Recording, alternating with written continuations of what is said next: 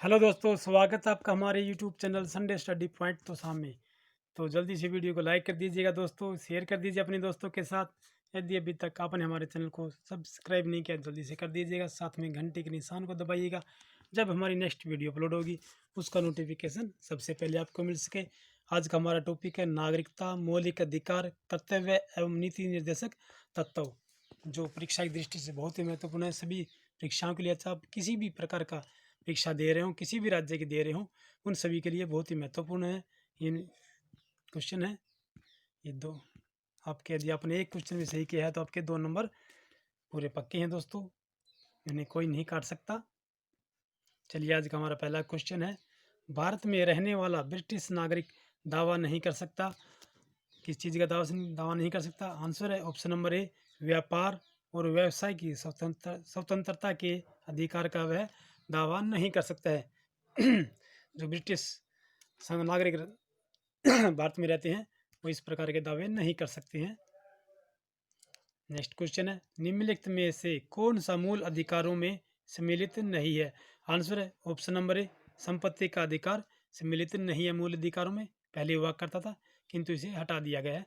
जैसे संघ गठित करने का अधिकार है, सभा करने का अधिकार है, देश के किसी भाग में जाने और निवास करने का अधिकार है, शिक्षा का अधिकार है, इस बोलने का अधिकार है।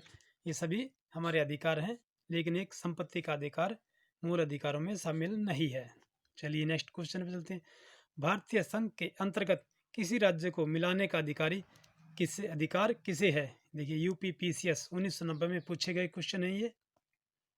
ऑप्शन है भारत के राष्ट्रपति को, प्रधानमंत्री को, संसद को या सर्वोच्च न्यायालय को। आंसर है ऑप्शन नंबर सी, संसद को है। जैसे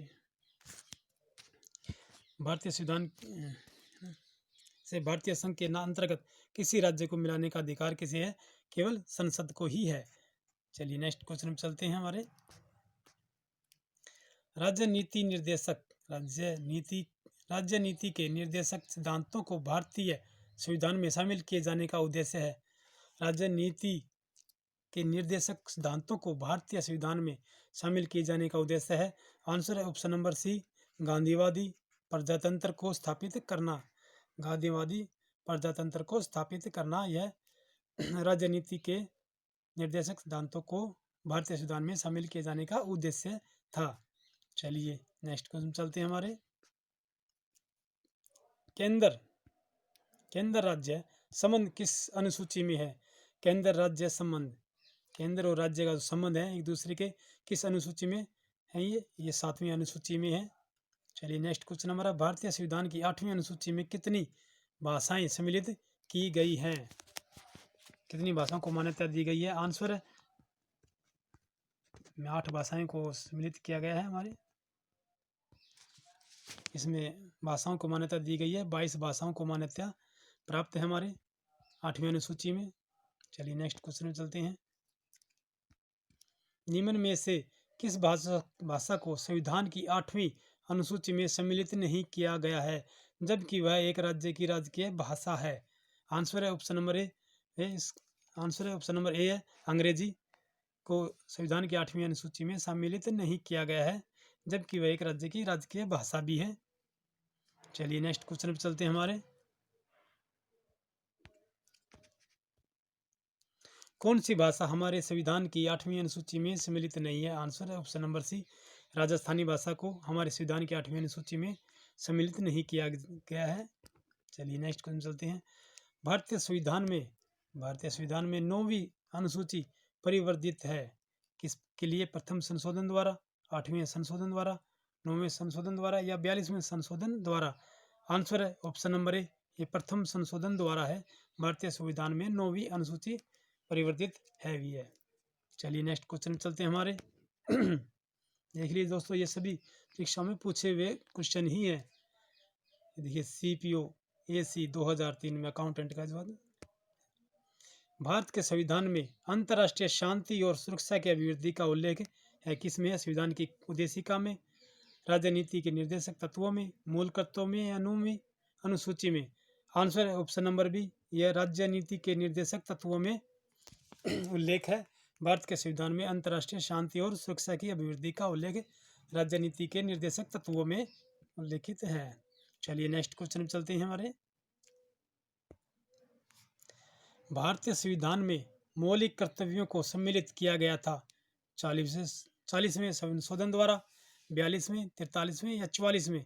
आंसर है ऑप्शन नंबर बी, 42वें संशोधन द्वारा भारतीय संविधान में मौलिक कर्तव्यों को सम्मिलित किया गया था। चलिए नेक्स्ट क्वेश्चन में ये देखिए, यूपीपीसीएस 1995 का पूछा हुआ क्वेश्चन है। सूची 1 सूची सेकंड से सम्मिलित कीजिएगा। सूची के नीचे दिए गए कूट से सही उत्तर चुनिएगा। एक तरफ संविधान की अनुसूची है, दूसरे तरफ विषय है, तो चतुर्थ और भूमि सुधार।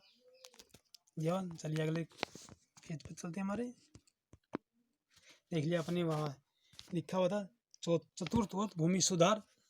आंसर है इसका दोस्तों बता देता हूँ आपको। आंसर है ऑप्शन नंबर सी है। ए का 3 था, जो चतुर्थ है उसका 3 था, राज्य भाषा आता है। और बी का 4th है, ये जनजातीय क्षेत्र में आते हैं। छठी अनुसूची में जनजातीय क्षेत्र आते हैं। और अष्टम अनुसूची में 8वीं अनुसूची में भाषा आते हैं, जैसे भाषाएं हमारी हैं। सी का 2 हो गया।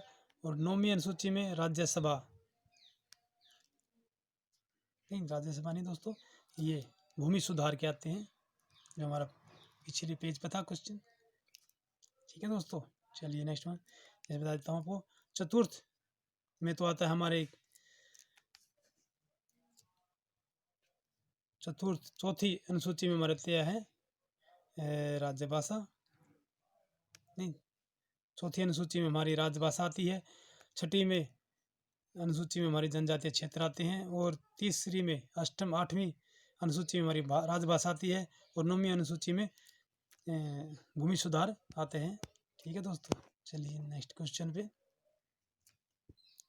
भारतीय संविधान का कौन सा अनुच्छेद अल्पसंख्यकों को अपनी मनपसंद शिक्षण संस्थाओं के स्थापित एवं संचालित करने के अधिकार को संरक्षण प्रदान करता है? देखिए कितना बड़ा क्वेश्चन बना रखा है।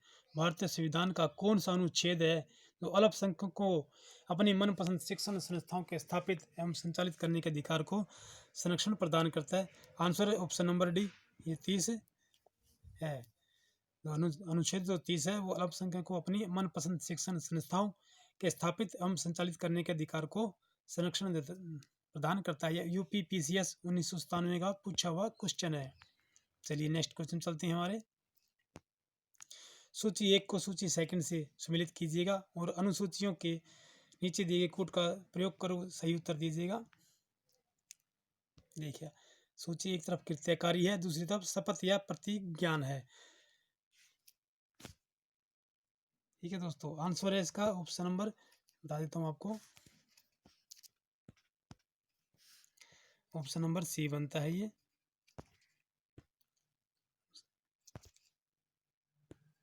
ऑप्शन नंबर सी है।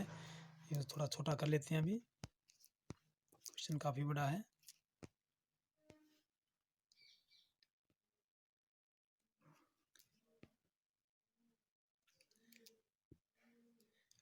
ऑप्शन नंबर सी आंसर है।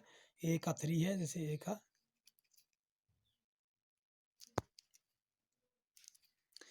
सर्वोच्च न्यायालय के जज भारत के संविधान के प्रति श्रद्धा एवं निष्ठा रखेंगे।